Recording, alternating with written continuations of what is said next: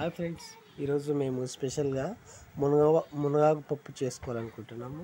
చూడండి, మునగాకు వల్ల చాలా మనకి బెనిఫిట్స్ ఉంటాయి. బాడీ మంచి డిహైడ్రేషన్ నుంచి రికవర్ అవుతుంది. అలాగే కంటి చూపు కూడా మంచి మెరుగుపడుతుంది. మరి మునక్కాయ ఏది బెస్ట్ అంటే నేనైతే ఫస్ట్ మునగాకునే సెలెక్ట్ చేసుకుంటాను.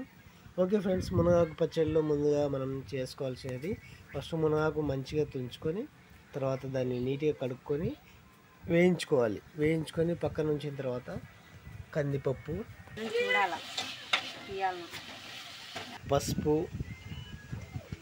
కారం మరియు మనం కారం తగినంత తీసుకొని అందులో పచ్చికాయలు యాడ్ చేసుకున్నా కూడా తగినంత ఉప్పు మరియు నిమ్మకాయ సైజ్ అంత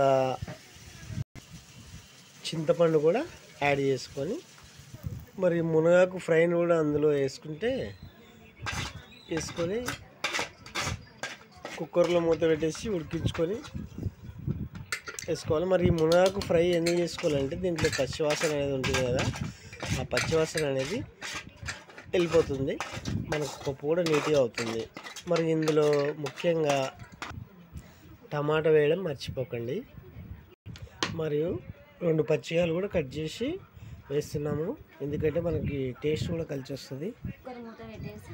మరియు అందులో ఒక ఉల్లిగడ్డ కూడా వేసి కుక్కర్ మూత పెట్టేసి 4 విజిల్లు వచ్చేంత వరకు ఉంచి తర్వాత పప్పు రావుకోవడమే. ఇంకా మనకు అవసరమైతే తిరువాత పెట్టచ్చండి. ఇంకా తిరువాతలో జీలకర్ర, ఆవాలు, కరివేపాకు వేసి తిరువాత ఉంచేసి తినడమే.